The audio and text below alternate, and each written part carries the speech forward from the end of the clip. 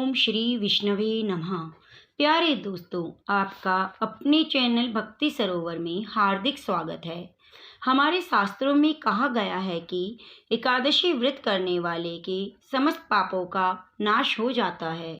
ज्येष्ठ मास की कृष्ण पक्ष की एकादशी को व्रत रखकर भगवान विष्णु की पूजा करने का विधान है। इस एकादशी को अपरा एकादशी के नाम से जाना जाता है। अपरा एकादशी का एक अर्थ यह है कि एकादशी का पुण्य अपार है। इस एकादशी का व्रत करने से लोग पापों से मुक्त होकर भवसागर से तर जाते हैं।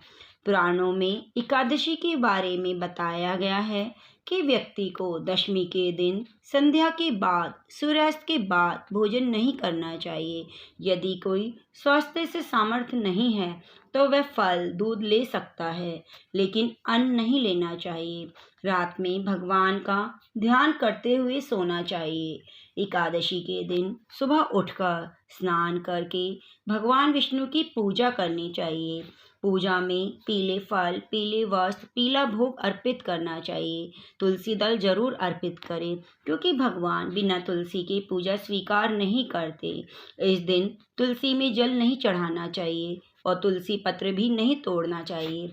भगवान विष्णु की पूजा के लिए हमें एक दिन पहले ही तुलसी दल ले लेना चाहिए, क्योंकि कहा जाता है एकादशी के दिन खुद तुलसी माता भगवान विष्णु की पूजा में लीन रहती है। हमें व्रत करते समय पूरे संयम का पालन करना चाहिए। इस दिन चावल नहीं खाने चाहिए और भगवान विष्णु को भी भोग में चावल अर्पित नहीं करने चाहिए। हाँ, द्वादशी के दिन हमें भगवान विष्णु को चावल जरूर अर्पित करने चाहिए और पारणा के समय भी चावल का प्रयोग करना चाहिए।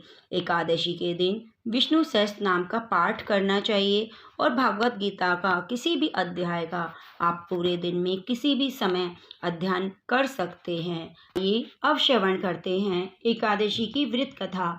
आप कथा को अंत तक जरूर सुनिए, जिससे आपको एकादशी की कथा का संपूर्ण पुण्य प्राप्त हो सके। महिध्वज नामक एक धर्मात्मा राजा था।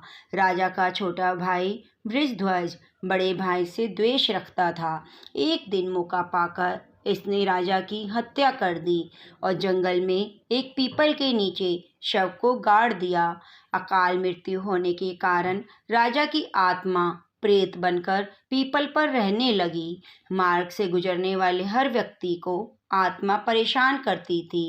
एक दिन एक ऋषि इस रास्ते से गुजर रहे थे।